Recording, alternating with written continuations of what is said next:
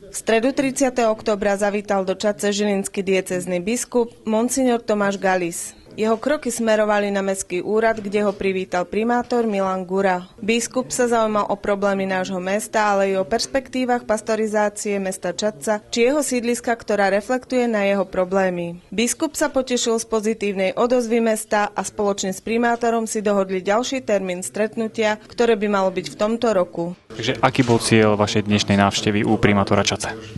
Ja som v Čadci nie po prvýkrát a sú tu také dobré vzťahy aj s vedením, s pánom primátorom, takže trošku sa porozprávať o situácii, ktorá je v meste, aj po tej stránke zasa, čo sa týka našej ako kňazskej, pastoračnej, aj trošku tak poviem, že do budúcnosti, čo by sa tu dalo urobiť v rámci mesta, prípadne v rámci aj toho širšieho okolia, že predsa len po tej stránke duchovnej, aby ľudia žili naozaj takým radostným a takým životom, ktorý dáva náplň, zmysel, aby to nebolo len nejaké také, že uťahaní sme, utrápení, znechutení, lebo tu je zázemie predsa len hodne veriace a tradične veriace. Ja práve na tom chcem budovať to, čo je kvalitné, čo je dobré, no a rozvíjať to, lebo však keď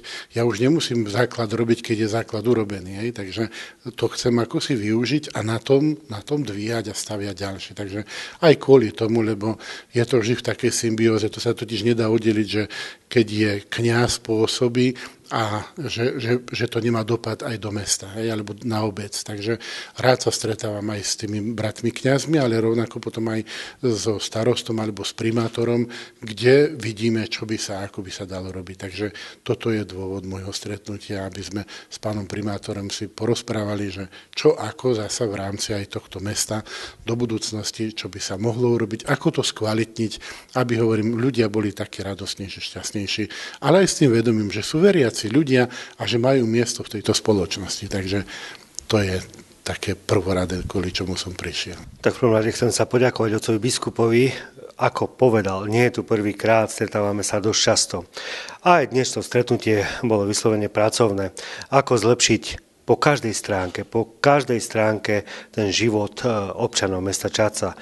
Myslím, že sme našli východiska do budúcnosti, o ktorých budeme informovať priebežne spolu s otcom biskupom, sa budeme stretávať častejšie a myslím si, že takéto stretnutia bude na prospech všetkých občanov mesta Čadce, ale aj občanov Kysuc.